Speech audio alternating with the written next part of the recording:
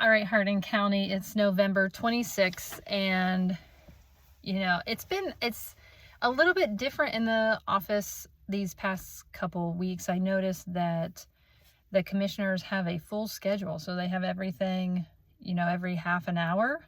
OPD was an hour today, and so there's a lot to talk about, a lot going on. I don't know if they're going to continue that type of activity or if it's just kind of the push before the holiday. So, and of course the end of the year. We had pending items, just normal stuff. The sheriff came in today, Everhart. Dennis Burns is retiring in December, and so it's kind of his last meeting. And so they talked about that. They talked about the dog warden.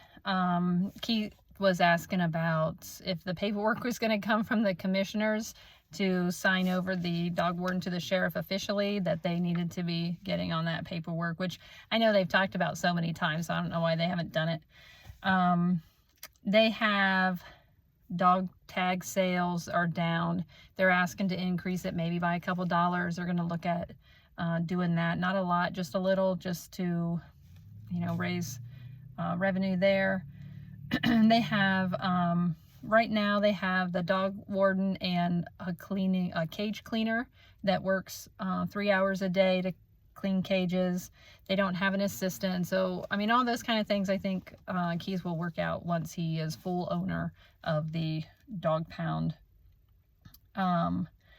They had I guess there were some issues with citations where the dog warden was citing people, but they had to do it. They can do it under a 900 code, but they can't do it underneath the ORC type of thing. And so they're going to work all that out.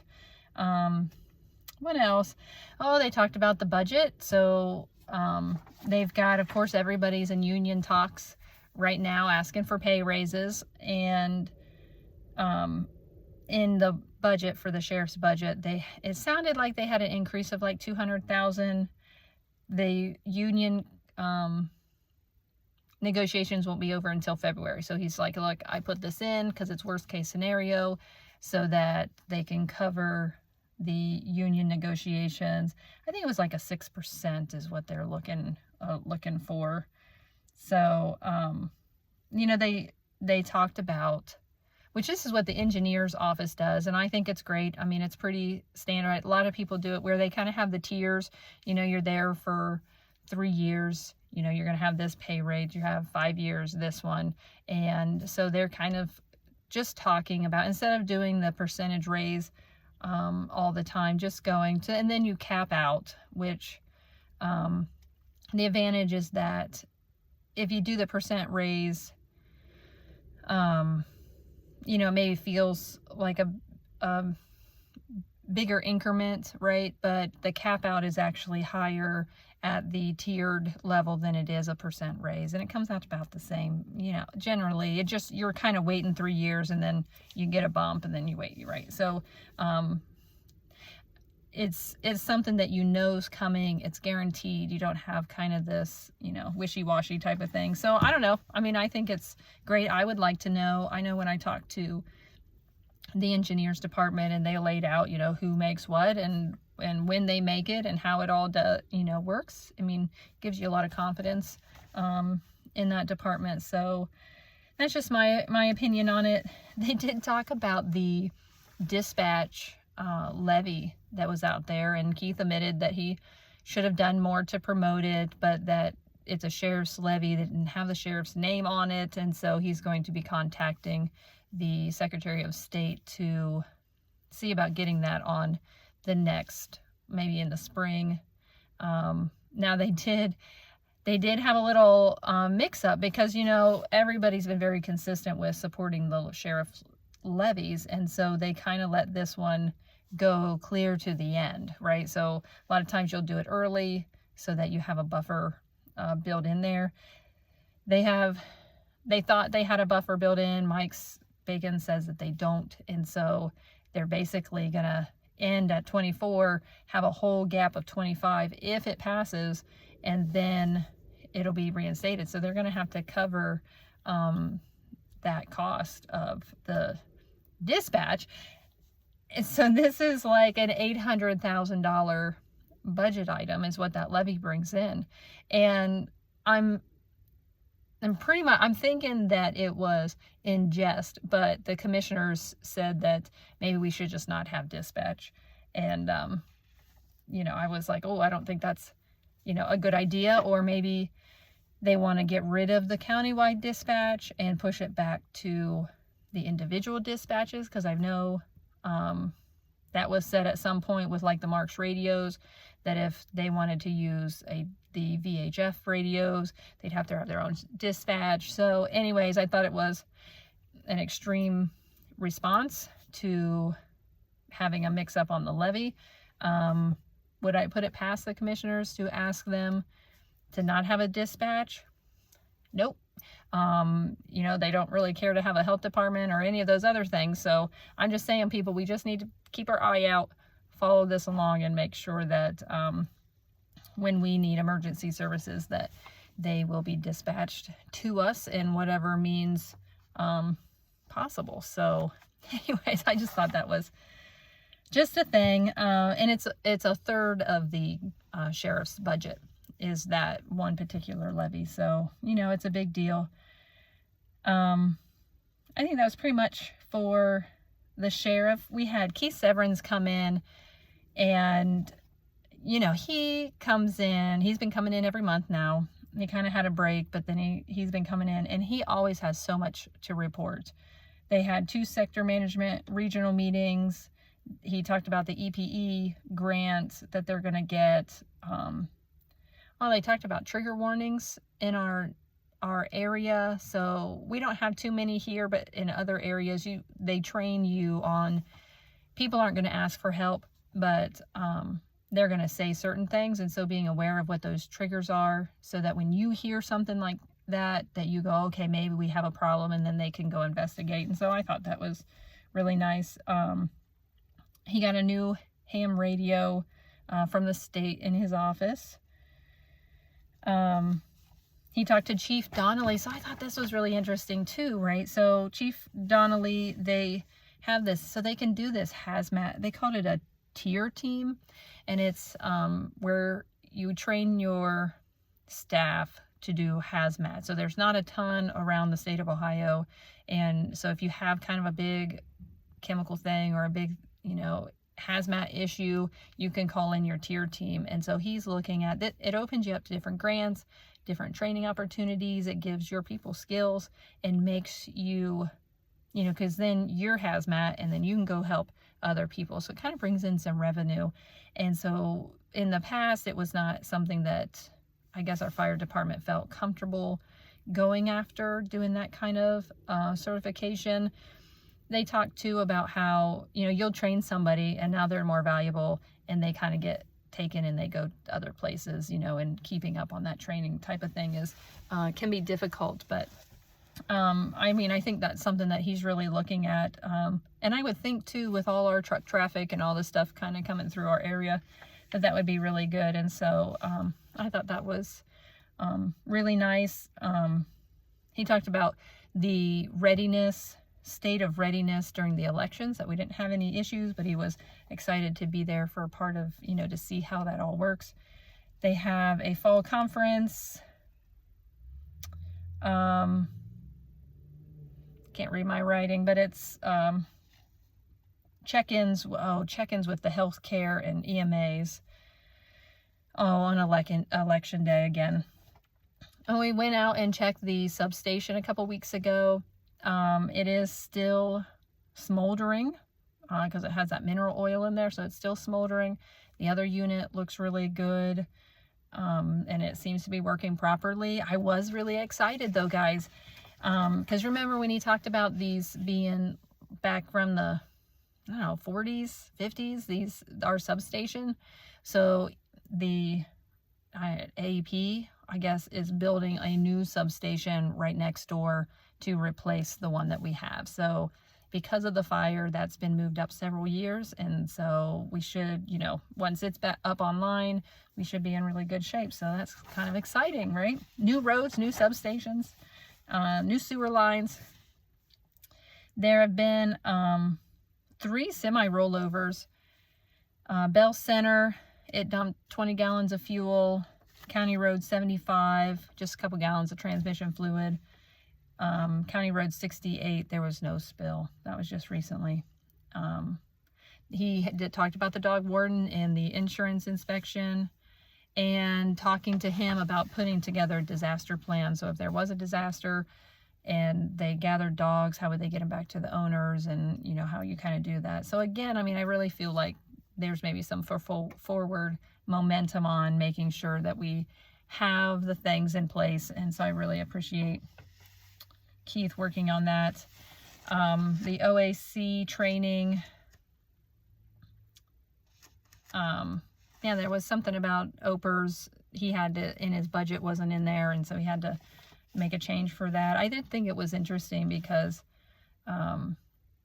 you know, I'm probably not easily impressed. I don't know, but, you know, people come in and they kind of give, you know, their updates. I mean, I like it when people come in and they show that they're moving the ball forward, right? And they're giving enough detail and they're giving enough information that we can be secure in the fact that they are spending time and they are, you know, investing. I think Keith is doing a wonderful job at this. I've not even talked to him personally. This is just from the meetings. And I thought it was really interesting because the commissioners, you know, obviously impressed with what he's doing because he's only been there, you know, for a short amount of time. They asked him what his goals were. Well, what kind of goals do you have? And they don't ask that of other people, but, you know, he said that he wanted the LEPC to go underneath the EMA, and if you remember, we've already talked about this. I don't know if it was a meeting before, but we've talked about it a couple times of doing the paperwork to make sure that you kind of are combining those and you're sharing manpower and, you know, grants and all this kind of thing. And so I don't know if he has to actually do that through the commissioners, how that kind of works. It doesn't change the budget or any of those things. So I hope that he will get through that, and I think it'll be great. They'll get that new office at the back of the sheriff's and they'll be off to the races. He also mentioned just getting that hazmat team up and running, and you know, with our location, with all these major roads, we would be able to get to places pretty quickly. So anyways, I just impressed. Thank you, Keith, for all your work that you're doing, and I'm glad to have emergency preparedness happening. So all right, what else? John Cross came in, kind of said goodbye. He called it a lame duck session coming up. He's got 3 weeks. 27 people are leaving. There were 10 people that died, and so they kind of are saying bye to them and bye to the 27 that are leaving. And, you know, there's some marijuana, I mean, THC type things that they're looking at. They are looking at an elected official raise. So it would be like a 5% raise for elected officials. Indian Lake, water quality, the solar issues. They had a bus safety bill, and they want to rename the road in front of Ridgemont for some veteran. They didn't specify, but I had not heard of that. They, you know, roundabouts are popping up everywhere. He kind of talked about that. Now, his wife is she was working at a solar law firm down in Columbus is what I heard, but she is moving to a healthcare district, healthcare supply type of thing, and working out of Tiffin, so good luck to her. And then he's going to have a business economic development consultation type business, which I think he'll do great at. And I think he's going to stick around and continue to help bring some money to Hardin County. And so that honestly shows a lot of integrity that he's still interested in helping little old Ken in Hardin County. So kudos to you for that. And I hope you find success. Anyways, let's see. We had OPD And I took a break between these two meetings. Oh, and I didn't tell you guys, this is a long video. I got a new tripod and microphone, so I hope the sound's better. I noticed the tripod shakes just a little bit when you're first setting up, but I thought I was recording the OPD meeting and I wasn't. I had just kind of clicked it and then it clicked right off, and so we missed that whole discussion. It was kind of boring, but it was about our indigent defense, public defenders.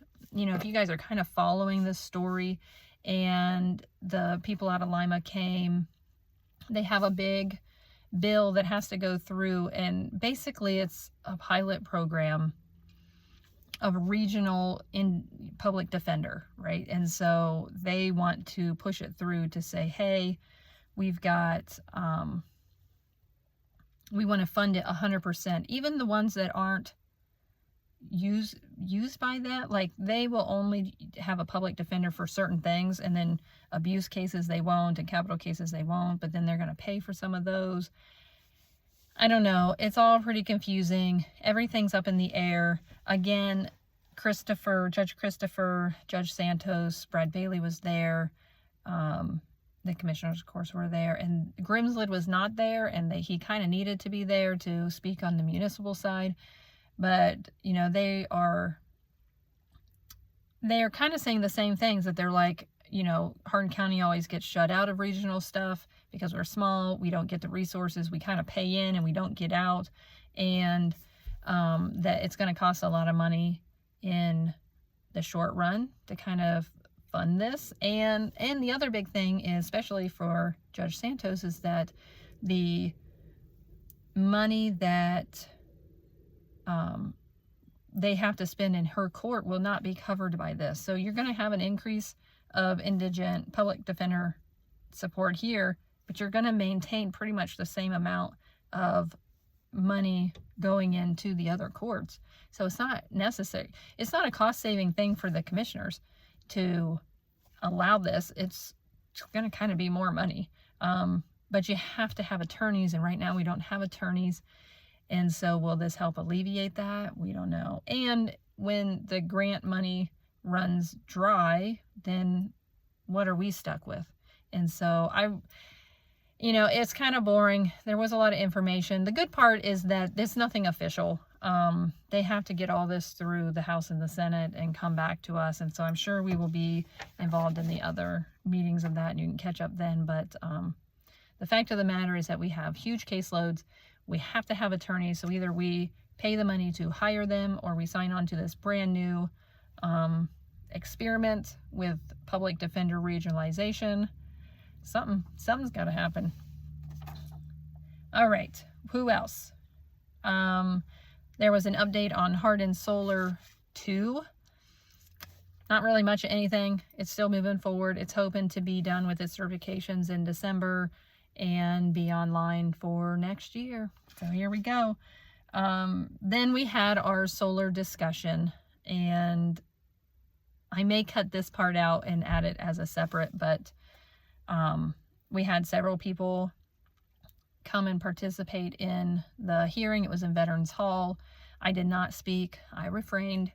And, you know, a couple people spoke.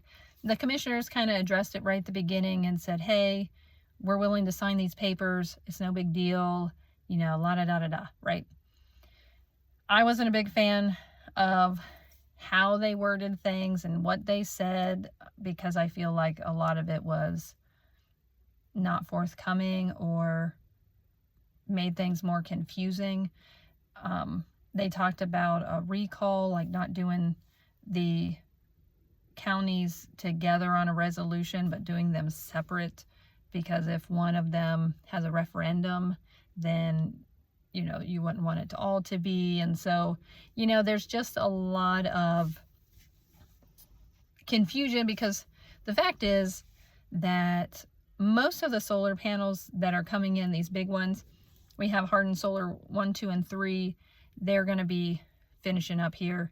You've got Scioto Ridge that's just, you know, starting to come in. It's approved. People can fight against it. We can go to the OPSB and with letters and support, right? And you can put up a fight because it's not started construction yet.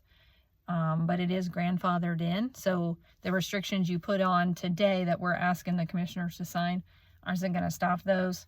The Panther Creek or Pine Gate, Pine Ridge, whatever you're going to call it, down there in Taylor Creek is not in front of the OPSB. And so there's a better chance of being able to fight that one from coming in. But again, the resolutions that they're signing now has no effect on it. Anything that has been grandfathered in before SB 52, which is not always clear, because I know that, so like Taylor Creek, they had a 240 faceplate and they knocked it down to 140, which is smaller, but it was approved for 240. So can they get more leases and tack on to the project that they already have? Maybe, you know, it's a big question, but everybody seemed really happy that the commissioners are compliant, and all they have to do is sign the resolutions, and they're going to sign them and move them forward.